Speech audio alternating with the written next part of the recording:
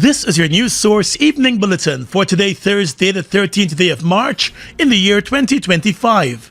I'm Gordon Mosley reporting, and here is what we're tracking tonight. The war of words between Vice President Jagdeo and the Mohamed family appear to be heating up, with the Vice President today challenging the sanctioned business magnate Nazar Mohamed to provide evidence of the transactions that he claims the government conducted with his businesses after the sanctions were imposed against the family by the US government. On Wednesday, Nazar Mohamed told News Source that the same government that has now started an onslaught against the family and its businesses by not renewing a number of their business licenses was still doing business with the family after the US sanctions were handed down last year. He believes the government's posture against the family may be related to his son Azruddin Mohamed and his possible political aspirations. While not entirely denying that any business was conducted with the family since the sanctions, Vice President Jagdeo today urged the senior Mohamed to make the evidence public. I will urge Mr. Nazar Mohamed to make public what these transactions were. I will urge him, since he has this information about 3 major business transactions that were done in the last year since he was sanctioned, he should release the information, what this is about, since we are all for transparency. Mr. Jagdeo said he will review the issue in detail if Mr. Mohamed releases evidence of the government conducting business with the family after the US sanctions. Mr. Jagdeo also justified the government's decision to cut off all business ties to the family, reiterating that many Guyanese would be at risk should the government continue to cozy up with the sanctioned family. So I'm hoping he would release them. I'm calling on him, like I did last week, to release what they are, what they are. On the issue of the Guyana Revenue Authority now demanding an additional $900 million in taxes on 4 cars imported 4 years ago by the Mohameds, Mr. Jagdeo said there is no vindictiveness with the GRA's move. The Mohameds have accused the Vice President of being behind the GRA's demand, which they plan to challenge in court. Mr. Jagdeo said it was Azruddin Mohamed who made the issue public when he published the records of taxes paid for the vehicles and drew the GRA's attention. I don't even know how much a Lamborghini costed until this matter came up. We didn't know what he paid here. I didn't know what he paid to GRA. I saw this, GRA itself saw it, and they responded. He brought the matter to the fore. So now that GRA, I see he says he wants to hire a lawyer because it was 4 years ago. The Vice President said the Act provides for proceedings to be filed under the customs law within 5 years after the date of the offense. He said there was an under-declaration of the costs for the vehicles. The Mohammeds have complained about the US sanctions and the impact of those sanctions on the family and their businesses. In the past months, the government of Guyana has refused to renew a number of licenses for the Mohamed family, including their cambio and shipping operations. The Mohammeds have said the US sanctions should not affect them doing business in their own home country. More news coming up in just a moment. It all starts with one. Maybe it's one look. You know the one. Or one touch. Even one word. I can start with one step. Or one promise. One thrill. One first time. One deep breath. One leap of faith. One day to remember. Or one night to forget. One moment. So many stories that make up one crazy, average, everyday, fabulous life. We get one life. Just one. Make your move. It all starts with one.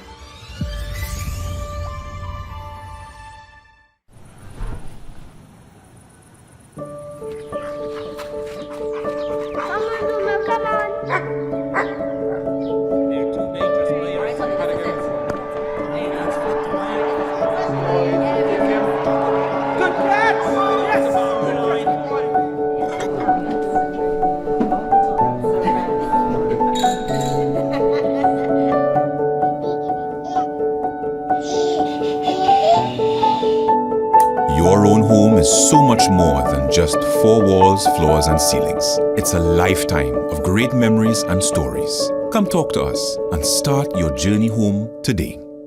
Republic Bank, we're the one for you. Citizens, please be reminded that the Ministry of Housing and Water does not sell land or housing units through any third-party arrangements or accept payments through any mobile money platforms. All our allocations are done at our Brickdam Georgetown Lane office, any of our regional offices, or at any scheduled Dream Realized event. A message from the Ministry of Housing and Water, Central Housing and Planning Authority.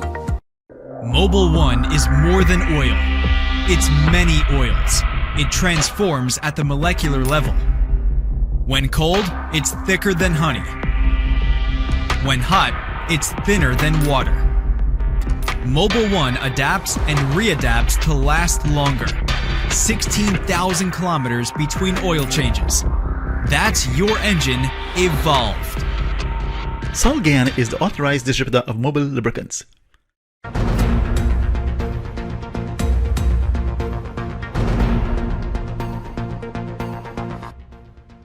Welcome back. Let's tell you another attorney at law and Alliance for Change leader Nigel Hughes this morning confirmed that he met with sanctioned Guyanese businessmen Nazar and Azruddin Mohamed at his law office. He said fellow attorney and AFC General Secretary Raphael Trotman also attended the meeting on Wednesday. According to a brief statement on his Facebook page this morning, Mr. Hughes said the meeting was requested by the Mohameds to address legal issues. He said the discussions included addressing legal obstacles which the team was encountering in their philanthropic work, adding that Trotman attended the meeting to provide political and professional advice to him, Nigel Hughes. The attorney stated that his law office is seeking its own independent advice on whether legal services can be provided to the sanctioned Mohameds. The Mohameds were sanctioned by the U.S. government along with Government Permanent Secretary May Thomas. The Mohameds have repeatedly denied the accusations by the U.S. that they were involved in money laundering, bribe payments on the declaration of gold, and tax evasion. They have been lamenting the impact of those sanctions on their businesses locally and the Guyana government not renewing their business license. The father, Nazar Mohamed, has vowed to challenge the government's actions in court and also intends to challenge a recent demand letter from the Guyana Revenue Authority claiming over $900 million in additional taxes for vehicles imported by the family 4 years ago. Well, a number of U.S.-funded programs in Guyana have been left pending as the Donald Trump administration in the U.S. continues to cut back on a number of international support programs and initiatives. Speaking to reporters this morning, the U.S. Ambassador to Guyana, Nicole Theriot, said the embassy has indicated its priority programs to the U.S. government, and support for the upcoming elections in Guyana is one of the projects that the embassy has placed on its high priority list for clearance from Washington. I mean, we would love to continue all of our programs, but right now, what they've asked us to do is prioritize the programs that we would like waivers for. We would like all of our programs to continue, but the prioritization is, I'll give you an example, the high priority program is our election support. We would really like to, we actually hadn't commenced it yet because we're waiting for that funding. So we've requested that they give us as quickly as possible approval so that we can start that, because we want to give assistance to GCOM. We want to spin up an election observation mission, and we want to be as helpful as we can in Guyana's democracy. The ambassador said the U.S. Embassy has already forwarded its proposal for support for the Guyana elections, and that support would include a technical advisor who has an expertise in election support. But our hope is that we'll be able to embed an advisor, a chief technical advisor who is incredibly skilled and experienced in election support with GCOM, to sit with them, to sit with the commissioners and the chair and the CEO and help them as they start to do more in terms of preparation for elections. Of course, we know they're already hiring people to work for the elections, but there's a lot that needs to happen before whenever elections happen, November or so. So this person would just be an objective assistance advising GCOM on how to move forward in the various capacities, because there is a lot to do.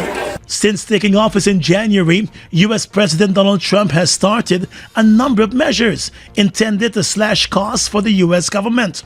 The offices of the U.S. International Agency for International Development have been severely impacted by the cuts, and the offices had to reduce staffing not just in the U.S. but also internationally.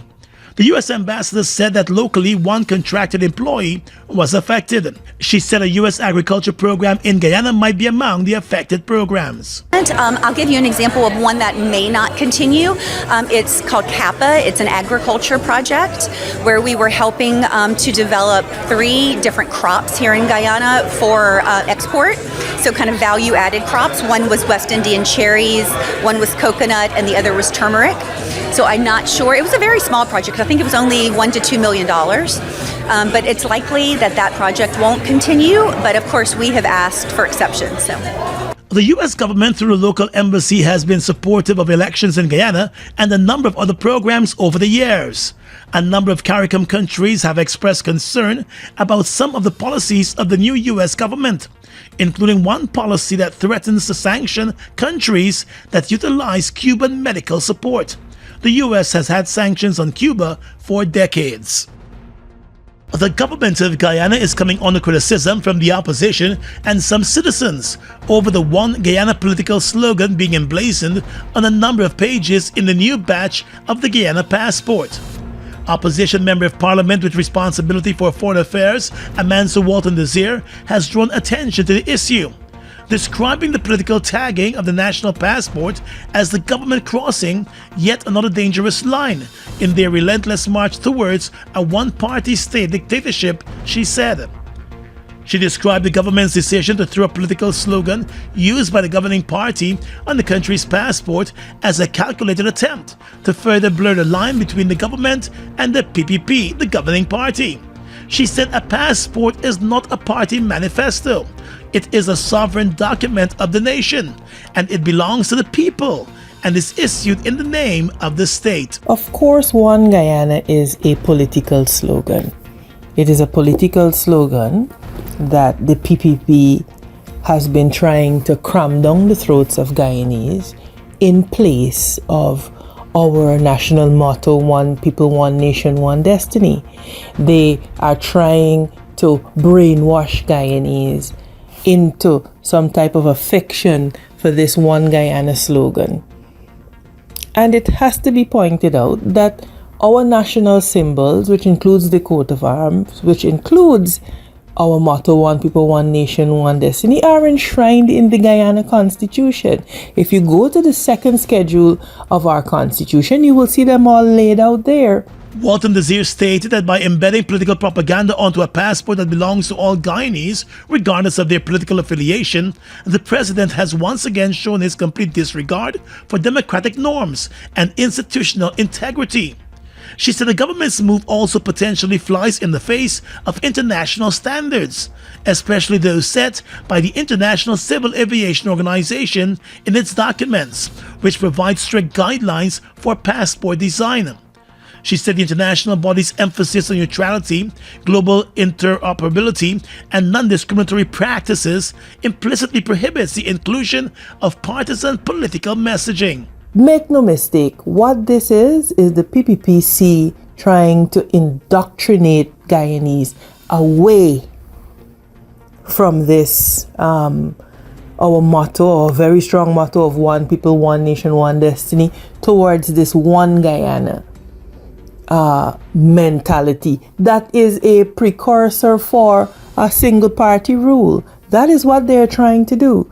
And so coming up with all types of excuses, coming up with all types of explanations, they continue to fall short because Guyanese are seeing right through their attempt to undermine our national motto and to replace it with their finale's megalomaniacal One Guyana slogan. It's emblazoned everywhere. One Guyana is even hosting concerts, so we don't even know what it is. The opposition MP said the latest move by the government is not an isolated incident, and she made reference to law enforcement officers having the same political slogans on official uniforms and t-shirts being worn by public servants. Under the previous APNU-AFC government, the PPP was very critical of some government buildings, including the Office of the President and State House, being painted in green, which is one of the colors associated with the then governing party, the APNU-AFC. The PPP has repainted both government buildings in white since taking office. The One Guyana slogan has been bandied about by the president at a number of official events and has also been added to national signage in some communities. Regional Democratic Council presents Kukwani Mesh Weekend 2025. It kicks off on Saturday, 22nd March with Access Family and Soka Chuve Kukwani Edition.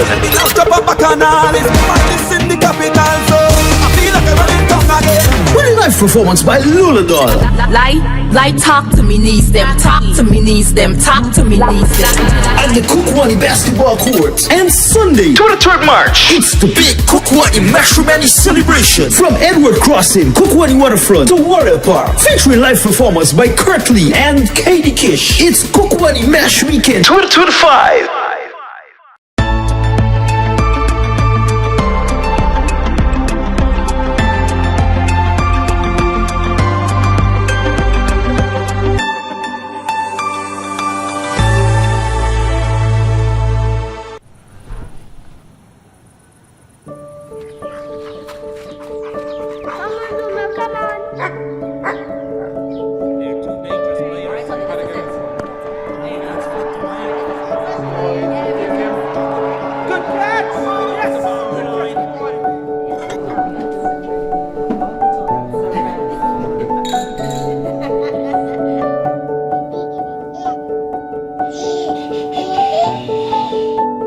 Your own home is so much more than just four walls, floors, and ceilings. It's a lifetime of great memories and stories. Come talk to us and start your journey home today.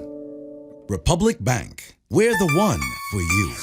Ready to up your game? Ready to up your game? Win big with over 60 epic prizes. A brand new PS5, Nintendo Switch, iPhone 16 Pro Max, Apple smartwatch, and the hottest earbuds from Apple and Samsung. Plus, we are giving away thousands in phone credit and a whole year supply of Buster or Turbo Energy drink. Here's how. Buy any Buster or Turbo Energy drink, find the code starting with BB and enter online or on WhatsApp. Visit us on Facebook or Instagram at Turbo_Caribbean or Buster Guyana for all the details. Don't just play. Up your game with Buster and Turbo Energy. Co-venturers in the local oil sector, ExxonMobil, US-Guyana, and Sinuk, today launched the National Health Information Systems and Technology Workforce Development Program under the Greater Guyana Initiative. Under the program, the Guyana Digital Health Training Institute will be established. The digital training program will be unveiled in partnership with the Icahn School of Medicine at Mount Sinai Hospital of the U.S. and the Ministry of Health.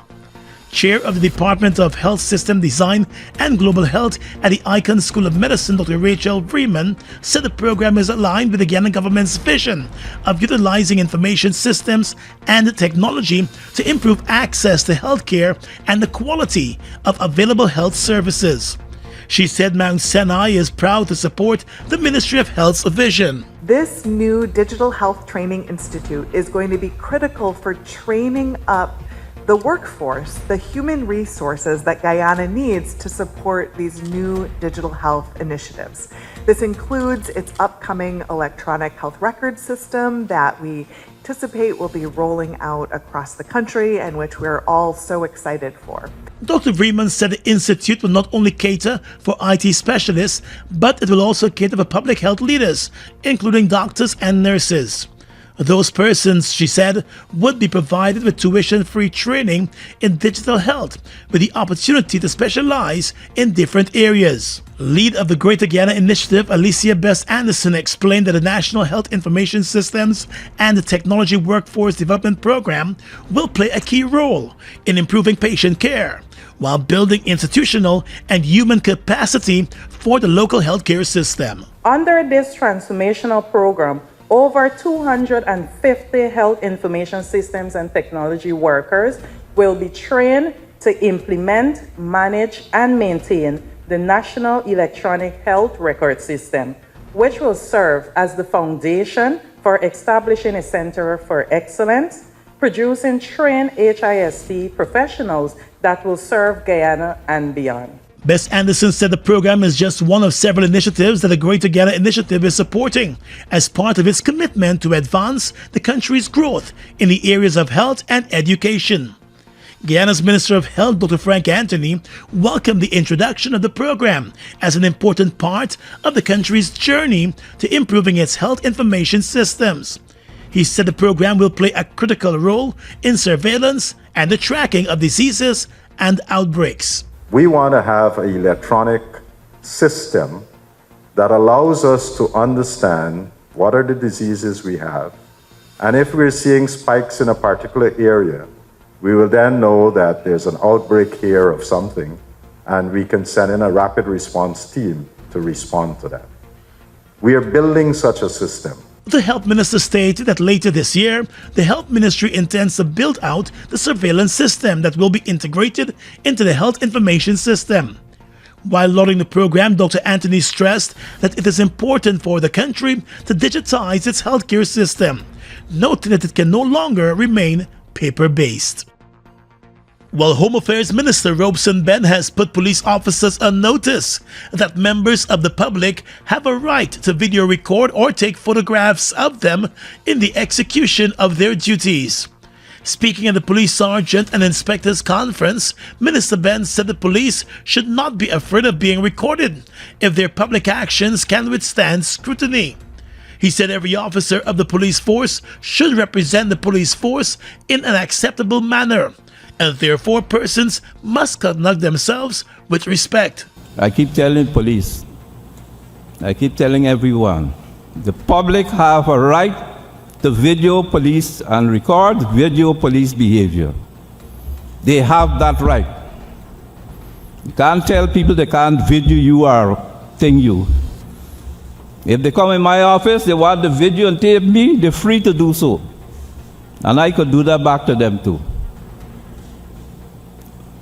We must not prevent people from taking our video or pictures or the engagement. On the other hand, the Home Affairs Minister said police ranks are outfitted with body cameras, which they ought to use to dispute any false narratives which are being peddled about them, or which could contradict anything that is said about them when they are being video recorded. He, however, said he is concerned about the growing number of incidents involving verbal and physical confrontations between the police and civilians. I say, I don't want policemen cursing between themselves and their family and in the station and the public. I want the welcome signs at the police stations. Must be a welcoming place to the public. Police Commissioner Clifton Hicken has also cautioned ranks of the police force about fighting with civilians. He said police ranks must at all times exercise restraint and try to de-escalate situations. Otherwise, they stand to embarrass the Guyana Police Force. Well-known Guyanese activist Melissa Atwell, also known as Melly Mel, was taken into custody and questioned by U.S. Homeland Security agents this morning and is said to be cooperating fully with the agents. News source understands that the agents accompanied Atwell from her home to one of their New York offices, where, according to sources, she has been questioned about her online activism, complaints against her by the Guyana government, and other related issues. There are also reports that her New York-based attorneys are aware of the questioning, and they have been offering their legal advice, as she's also being supported by a number of other officials in the New York area.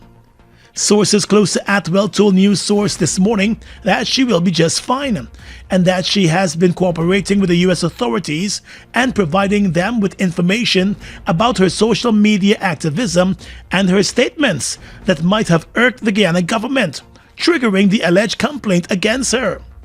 The government of Guyana has accused Atwell of a number of cybercrimes related to her publishing of alleged acts of corruption involving several Guyanese government officials.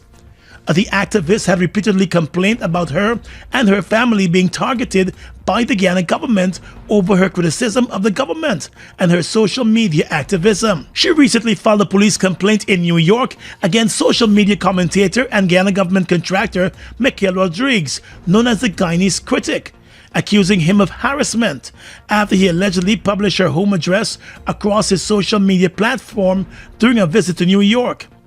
In November last year, Guyana's Attorney General Anil Nandlal filed a $100 million lawsuit against Atwell in the local courts over a series of posts that she allegedly made against him, which he said were patently fabricated, concocted, and malicious.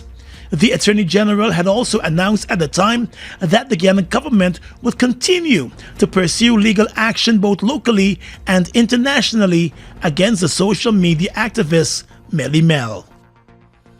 It all starts with one. Maybe it's one look. You know the one. Or one touch. Even one word. I can start with one step. Or one promise. One thrill. One first time. One deep breath. One leap of faith. One day to remember. Or one night to forget. One moment. So many stories that make up one crazy, average, everyday, fabulous life. We get one life. Just one. Make your move. It all starts with one.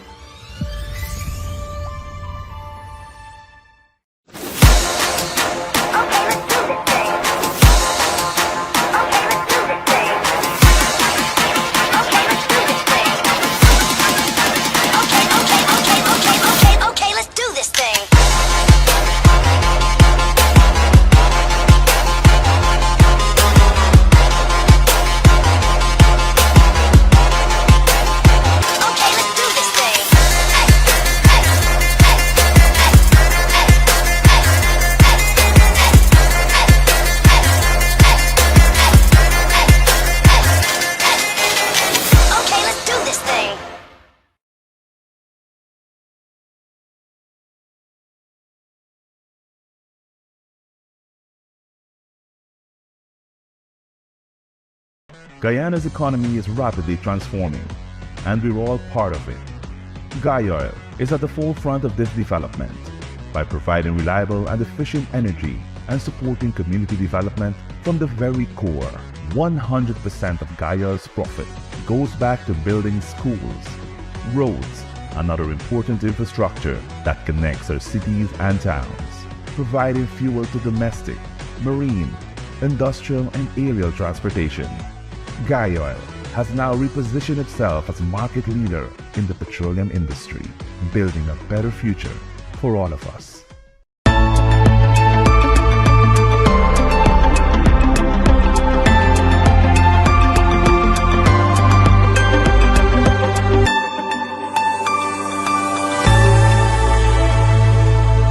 With your regional and international news tonight, I am Svetlana Marshall in the region.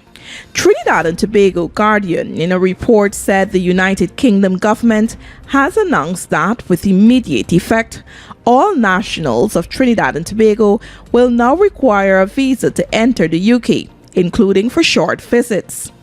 The decision, made public on March 12, 2025, comes in response to what the UK government described as a significant increase in Trinidad and Tobago nationals arriving as visitors and then claiming asylum.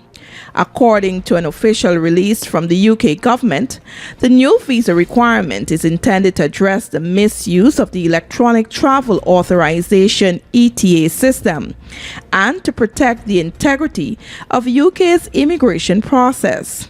The UK's relationship with Trinidad and Tobago remains a strong and friendly one, the statement said, but added that the decision has not been taken lightly. A requirement for transit visas will also be introduced from today. However, a 6-week transition period has been implemented. Travelers who booked their travel and obtained an ETA before the changes will be allowed to enter the UK without a visa until April 23. Those already in the UK will not be affected during the remainder of their stay, but will need a visa for future visits. Bolivia's state energy firm YPFB will use cryptocurrency to pay for energy imports amid a painful shortage of dollars and fuel in the landlocked South American nation. A company spokesperson and a government official told Reuters on Wednesday.